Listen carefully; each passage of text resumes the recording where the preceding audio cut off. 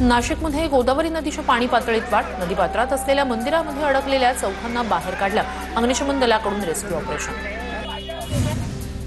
सोलापूरच्या माढा तालुक्यातील दारफळ गावातून नागरिकांचं रेस्क्यू, हेलिकॉप्टरच्या सहाय्यानं इथे अडकलेल्या नागरिकांना करण्यात आलं रेस्क्यू। धाराशिवच्या परंडामध्ये वृद्ध महिलेच्या घरात शिरलं पाणी, धान्य भिजलं, घराची भिंत कोसळली, महापुरात घर संसार उद्ध्वस्त। लातूरच्या निलंगा तालुक्यातील गुंजरका गावात पूरस्थिती, उभं पीक पाण्यात गेल्यानं आजींनी फोडला दाहो। छत्रपती संभाजीनगर जिल्ह्यातील गिधाडा गावातील शेतकऱ्याचा अतिवृष्टीमुळे संताप, शिवारात पाणी साचल्यानं शेतकऱ्याचा संताप अनावर। जायकवाडी धरणातील विसर्गामुळे गोदावरीच्या पाणी पातळीत वाढ, बीडच्या परळी पोहनेर गावाला पाण्याचा वेढा, अनेक नागरिक गावात अडकल्याची माहिती मिळताच शरद पवार राष्ट्रवादी पक्षाचे राजासाहेब देशमुख पुरात अडकलेल्या गावकऱ्यांच्या मदतीला धावले।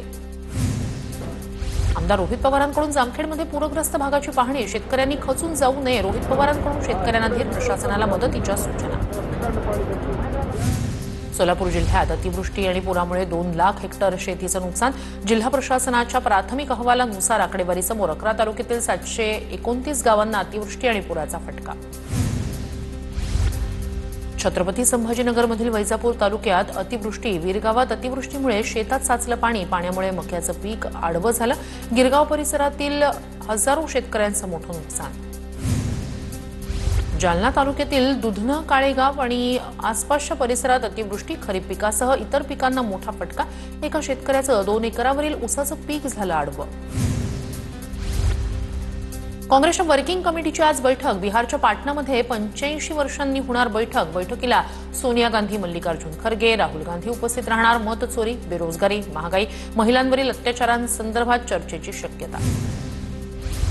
मुंबईतील मराठी संस्कृती जपणाऱ्या संस्था भाजपवाले मोडायला निघालेत, भाजपला मुंबईत बिल्डर राज आणायचे, भाजपला स्थानिक मराठी माणसांची अजिबात पर्वा नाही, सामनातून हल्लाबोल।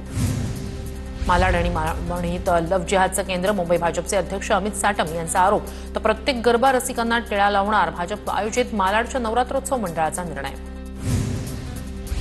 शिंदेंच्या शिवसेनेच्या राज्यभरातील प्रमुख पदाधिकाऱ्यांची बैठक, नेत्यांनीही कार्यकर्त्यांच्या निवडणुका स्वतःच्या निवडणुकांप्रमाणेच समजाव्या, एकनाथ शिंदेंच्या सूचना।